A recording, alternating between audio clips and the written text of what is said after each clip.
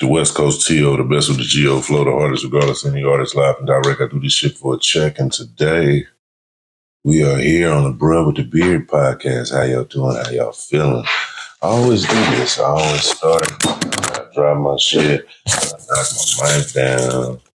Yeah, I always do this. Because it's me. I'm the guy working on this shit. So it's just the TO. How y'all doing? I'm the Bruh with the Beard. My name is Tower for Hire. I appreciate y'all come sit with me, come having this conversation so we can engage, so we can go deep. Let's talk. Let's talk. Today, the conversation that I want to go deep into is about passion. Passion. What is your passion? Are you passionate? Have you experienced passion? Let's dwell into these subjects. Let's communicate on that. Let's go there. So I have been known and been told that I am a very passionate person. When I speak, when I project my energy, when I teach, when I inform, when I enter a space, I seem passionate to people. And I feel like I'm only passionate to the people who are not passionate, to the people who are used to probably being the fly on the wall, not necessarily engaging in a full capacity and getting everybody's attention. I'm looking away because I'm doing something, but if you're listening, don't worry. We still chopping it up. So compassion and passion, another thing I'll speak on later. To be compassionate and to have passion for something and to have compassion for people, these are things that people everywhere need to value and learn how to go deep in. Like I said, people assume that I'm passionate about things by the way that I speak, the way that I look, when I say things, my hand gestures. There's a lot of things that we do and we project that make people believe that we are very enthralled in the subject because we're giving it a lot of things that they probably wouldn't give it when they would describe it or project it to a normal person. See, myself, I think that I want what I give. If I'm screaming at you, scream back at me. I don't feel like there's a difference in energy, so I assume that you would be projecting your energy the same way I'm projecting mine. Not in a negative sense, but just understanding that there's nothing thrown off here. I respect all that I'm giving, so I'm willing to receive it. But understanding that everybody's not passionate about things. Some people are very nonchalant and relaxed and keep their composure in most situations. So they're not going to overly project or push out the energy that they're not used to, that you're not used to. Because me, myself, I believe that anything that I'm saying is big, it's grandiose, it's something of value. So I might seem passionate about it, but it's really not my passion. It's that I don't have any other way to project it. All I know is what I've been taught, and I've been taught by greats, and they showed me how to be a person that people will see, hear, and respect. And might seem passionate about even saying that. But what it is that I value those things, those steps, and those people that taught me these things. And that gives me compassion for projection. But the words that I might be saying, the subject that I might be speaking on, I might not be passionate about it at all. I might just have a knowledge base on it that I'm able to project because I'm a good communicator, a teacher, a speaker. I'm Bro with the Beard. I got my blunt. I'm here to talk to you. But we talking about passion. Now, there's a romantic level of passion, emotional, time spent, energy received and exchanged. And that level of passion is deep and in depth. And it's based on so many different things, based on the people that are involved, that it's so hard to detail. But the passion that you feel from someone's projection of their love or their lust or their likeness for you is almost beyond words. And those are the things that become the catalyst to draw in love in deeper words. Not saying that passion and love cannot sit in the same chair, but they can actually support each other. One can give the other one more energy. Then we have people who are negatively passionate, who use this same power for evil. You know, they're enthralled, they're energetic, they're juiced, they're ready for it. But for things that they shouldn't be, you know, they're driving themselves down into a hole. They have passion to drink this alcohol, passion to go and get into this argument, passion for defending themselves in situations that they don't need to fight in. But then they seem over exerted in all situations. They seem like they're doing a lot. It's extra. This motherfucker need to chill. So these passionate people sometimes are misunderstood. And that's the focus of this today, is that the passion has to be projected. We have to channel our energies so we can really show people that what they assume is passion might be your value for the subject, might be your disvalue for the subject, or the fact that you don't even respect it. So you actually trying to defend yourself in the situation. Or it might be even something else where it's just that you speak with a higher tone and a louder volume. Not even passion. It's just that you don't understand perception of volume. You could talk a little bit lower when you're in front of me, player. You ain't got to keep screaming, bruh. But I, me, I only can speak for self, as people say. In this situation, I've had passion. I've felt passion. That's another thing. If you haven't felt passion, it's hard for you to project passion because it's deep. It's not love. It's not liking. It's not lusting. And it has nothing to do with a sexual energy. It's deeper than that.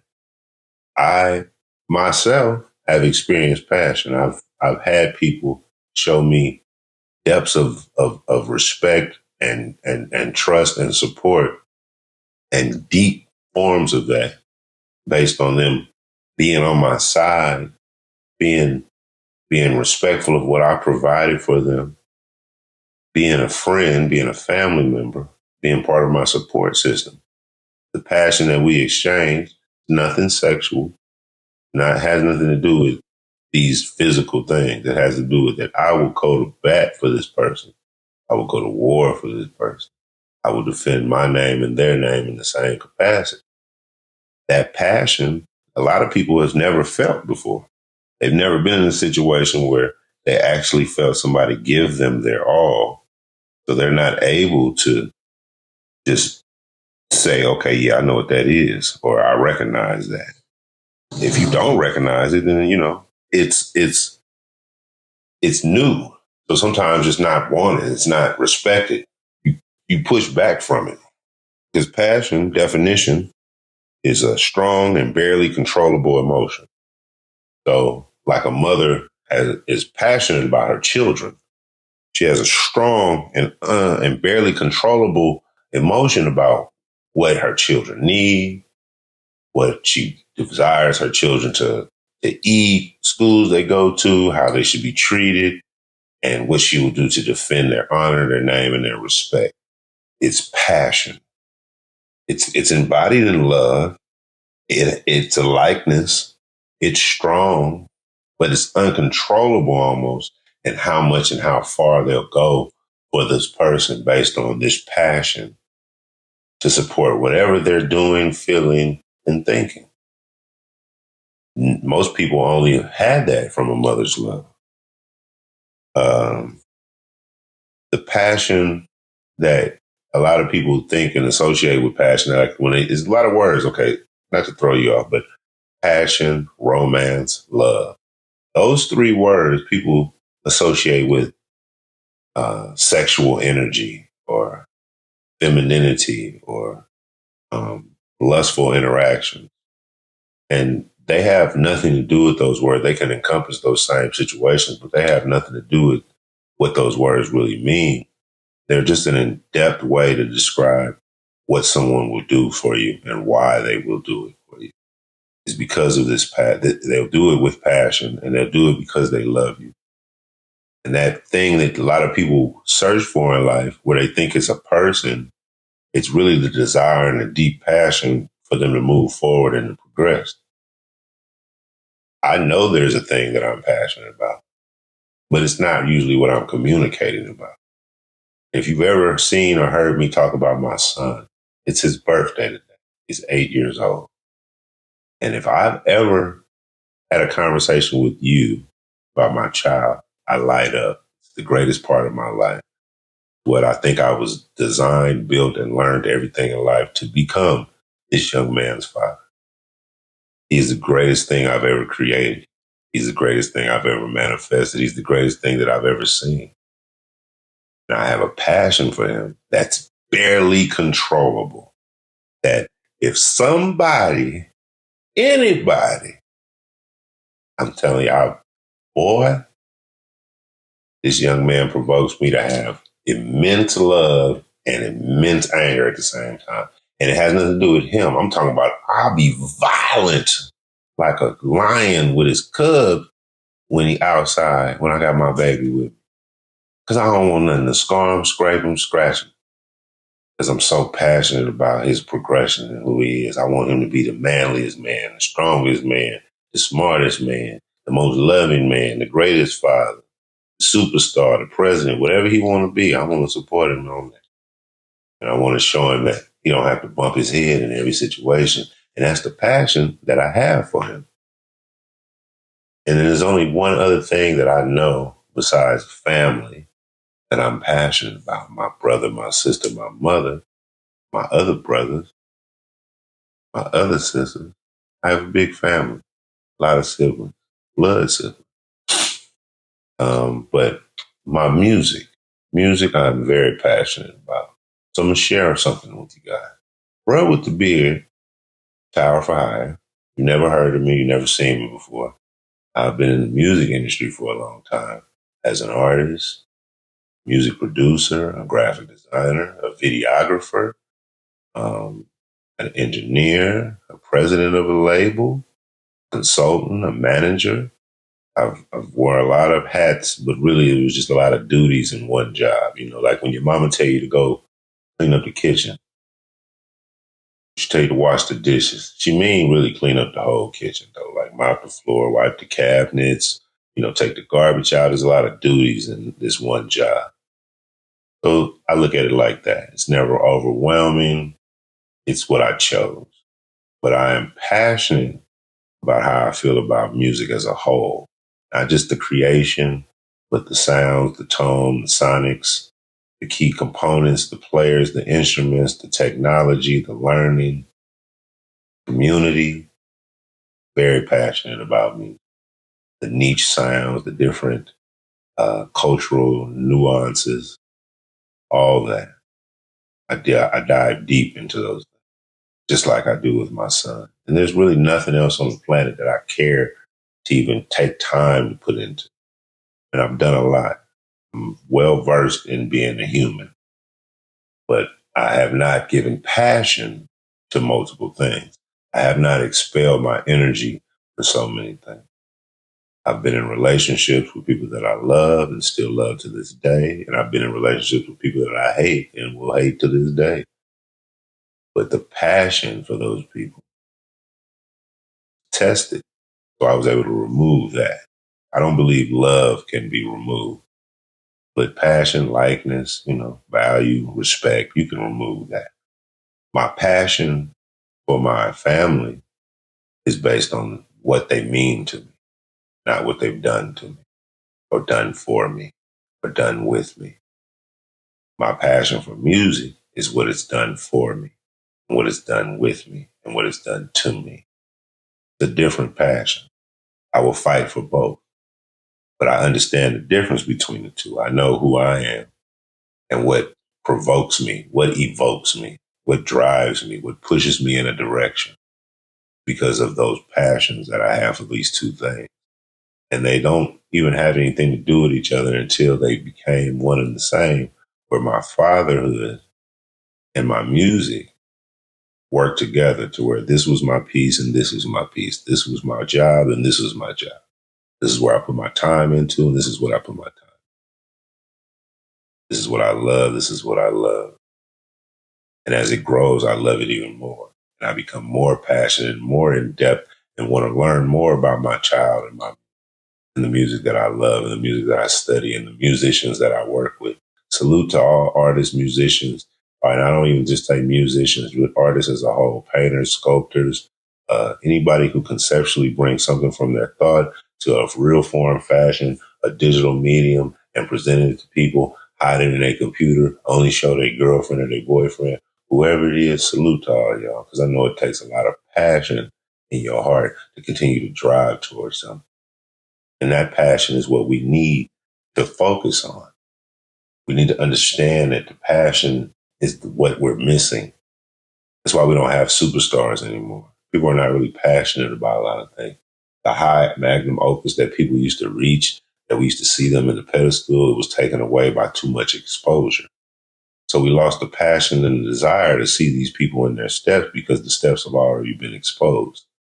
So what we have to learn how to do is to regain the feeling for the steps. We have to see value in these small parts because now we've been shown and divulged all these pieces that we'd start to devalue in our head what this person might mean because we think that their progress of their story is not that interesting anymore because it resembles some things that we've probably done. And we feel like, okay, I could do that.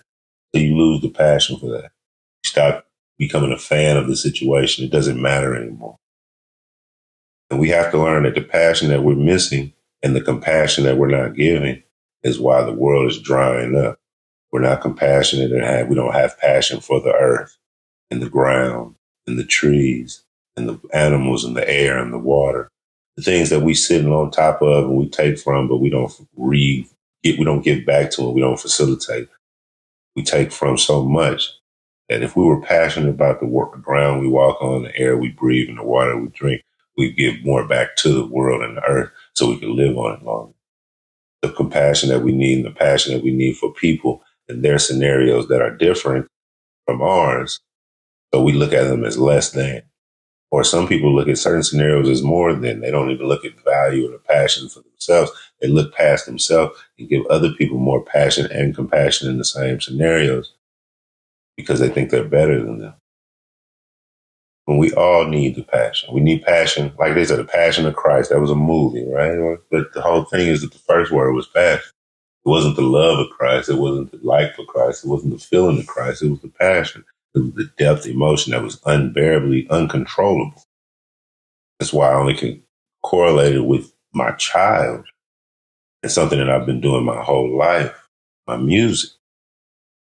But if you are passionate about something, you have to protect that passion and feed that passion because it needs you as much as you need it.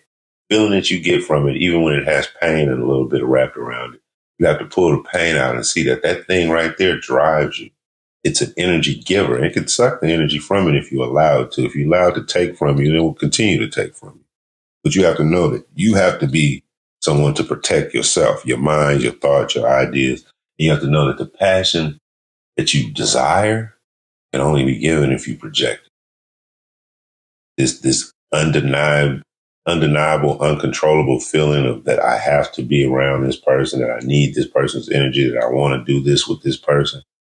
That only comes from you giving them a little bit more of yourself. A lot of people limit what they give people. They limit what they're able to project. They don't want people to really know them. They don't want people to actually see who they are.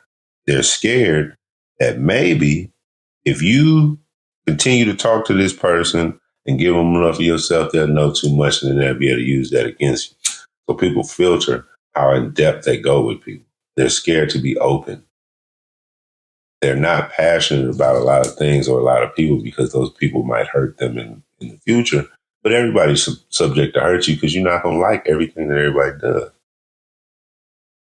So does that make you not be passionate or have compassion in the scenario that in other time when they didn't feel like there was a cross against your life or there was a scar on your book, you would have put your whole heart out there for them. But now you're filtering them because you've lost this unbearable, uncontrollable love for this person, this desire to do for them.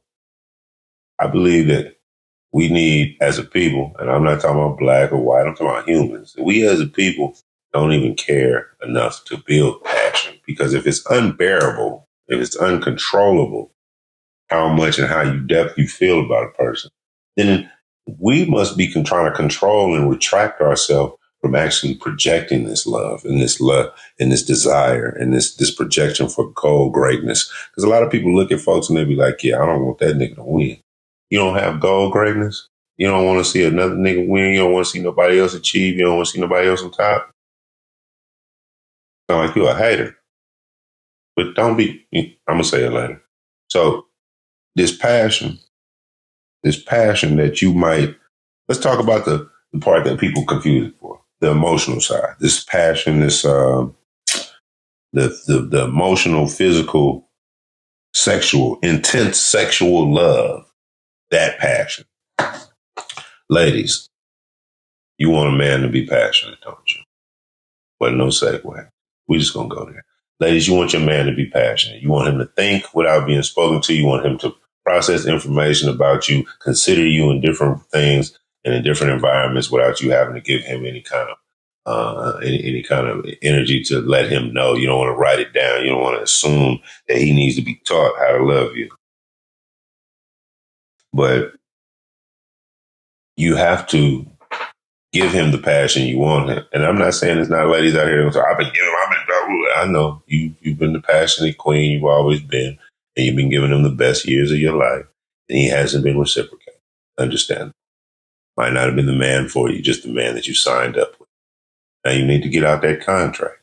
But there's someone for you that's so passionate about everything you do. That's just so enthralled with your words, the ideas, what you did today, how you dressed, the new nails, what we're doing this weekend. They can't wait to see you. You just haven't met that person. That person has passion for you.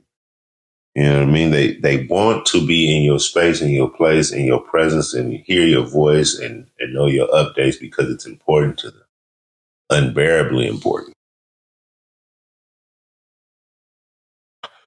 Now, ladies, if your man that you've developed this relationship with, not the guy you're dating, the guy that you've been with for time, you know this man doesn't project passion.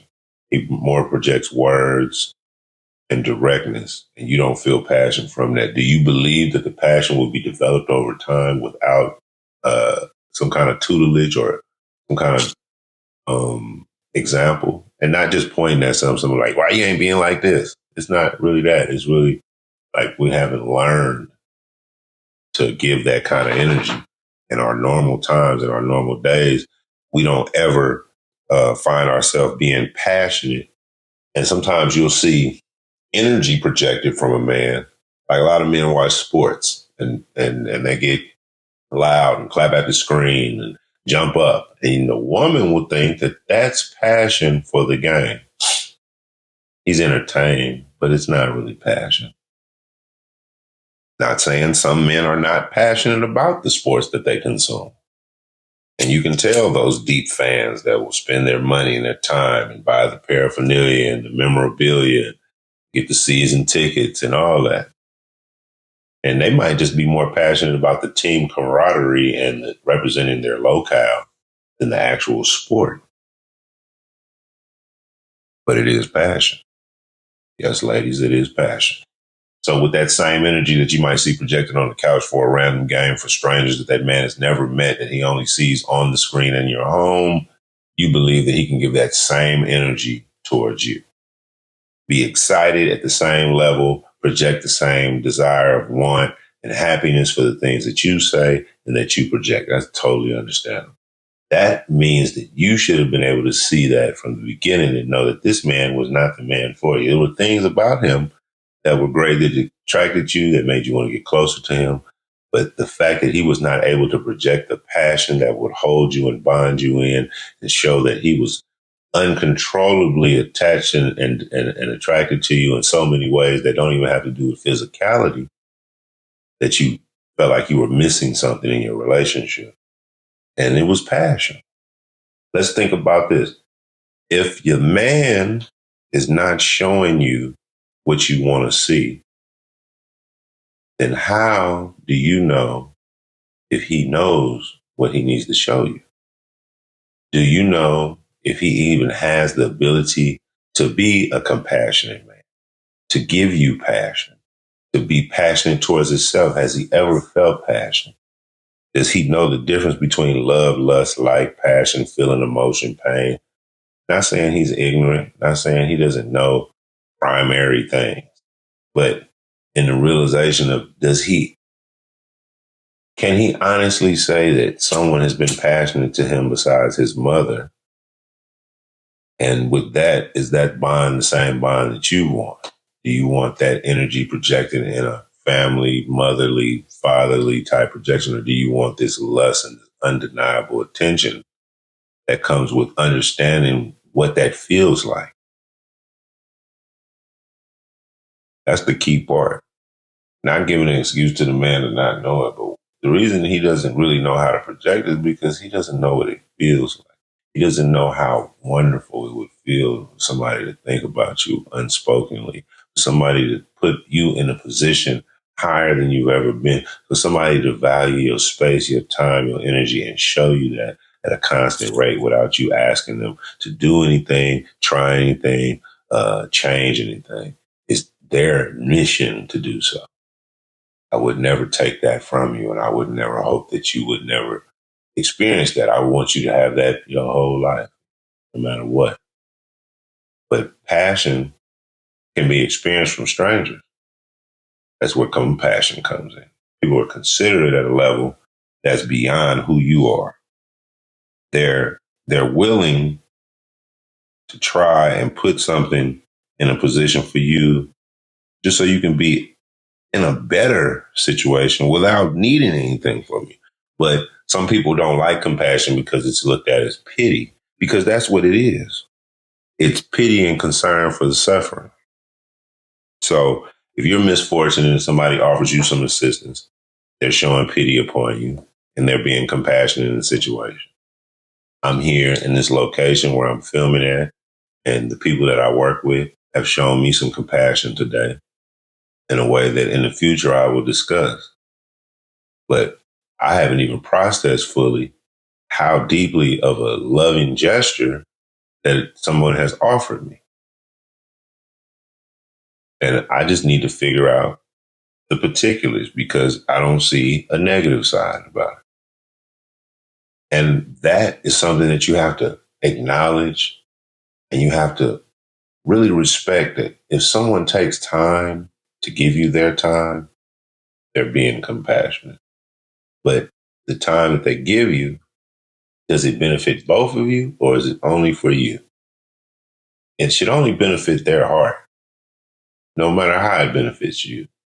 But if they're looking for a personal gain, then maybe you shouldn't work with those people. I know a lot of people that are fighting every day with people that they think they love, are trapped in relationships with, or their relationship is ending because the passion is gone. The compassion was never there. It was never established. It was never built. So what happens is things dry up, communication dries up, respect levels dry up. These people are in the same space with each other and they will refuse to show and look out and make sure that things are done right. It's a constant fight. It's a back and forth journey. I believe that a lot of people forget that passion might be more powerful than love. I can love you and never show you no passion. I can love you and not be compassionate towards you. Your pity and your pain, hey, it might hurt my feelings to see you go through it, but I'm not going to put you in no better position so you could do me wrong. So at the end of the day, a lot of people are missing these small things, this one word, this step of passion, and they desire it, but they probably don't know that that's what it is. They like, man, these niggas hate. No, they're just not passionate about your journey, about your struggle, about your stuff. And once they devise enough love and pity for you, then they can be compassionate for your misfortune. They can put you in a better position or suggest something that could help you. But a lot of people are not ready to receive because they feel like now they are being victimized by being a victim. I'm wrong for being in a bad position. I shouldn't get this kind of help. I'm better than that. I don't need them. So now you put yourself in a worse position because you don't want people to take pity upon your misfortune. So now they can't be compassionate because that's the definition of the word. You ain't got to like pity, but that's what it is. If I didn't take pity, I couldn't help you guys. Couldn't be here to talk and give you this information. I had to take pity on the people that are not aware of these kind of things. I have to have passion for the non-believers and the non-listeners and the people that don't know. That's what we used to call them. We call it boys. But, if you don't know, you don't know. Somebody going to be in the comments like, who is the boys? The R&B group? But the passion that I have to even give you all this information, the directness and the clarity that I have to even to give you this subject matter is because I believe in what I'm saying. I believe in what I'm projecting. I've gone through these things. I've experienced passion. I've projected passion. I've been compassionate. I've felt compassion. So I understand how powerful it is. Now, let's talk about the compassion that we need for the world. The deep subject. Land, water, air, passion we need for that. People, children, animals, we need compassion for that. Religions, differences, cultures, we need compassion for that. We need to respect and have passion towards others. We need to value that differences make us special. That you and me will never be the same person. You and me will never do the same thing. But you and me are so alike because we are human that desire and need and feed off the passion of others. The lack thereof would make you feel in prison. That's what prison is set up for you to do, to feel like you have no love. Oops. To feel like there's no one there for you. To make you think about your own actions and your own thoughts and focus on yourself. That's why a lot of people come out of prison with different ways of thinking, with different projections in life, with different focuses, because they've been separated from all the distraction. The passion that you got from the outside, from the people who care, they can't access. So they lose their feeling in life and they come back a little disheartened and a little aggressive because they haven't felt the passion. Unless somebody supported them and communicated with them and gave them and had compassion and pity on their hardship and their misfortune and supported them financially, mentally, and emotionally while they were behind bars, so they were still able to project themselves as a human and not feel separated from society. Not saying that their own actions didn't put them there, but that separation would make you lose compassion for a lot of people, things, and places and anything. You come out with a disgruntled, aggressive way of how you push things, and then that makes you put you back in that situation in prison. So the passion that a lot of people don't have for the world, it'd be small stuff. You go, you eat, get something, you eat it, you bust the package open, you throw the paper. It's small to you. You thinking your one little piece of paper ain't gonna kill the world, but okay. There's billions of people on earth, and what if everybody just threw a piece of paper at one time, we'd be standing on a hill. A lot of that stuff don't process. A lot of that stuff don't digest. A lot of that stuff don't flush. A lot of that stuff don't degrade.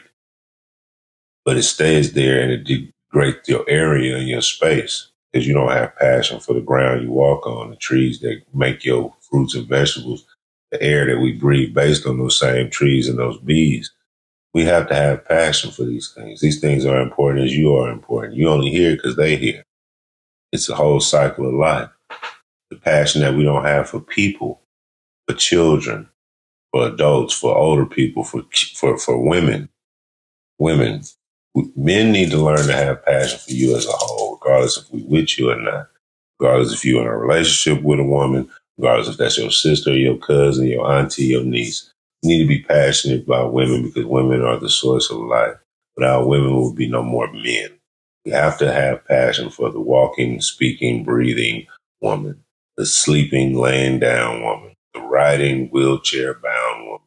Whatever position this woman is, you need to respect her as much respect as she gives you.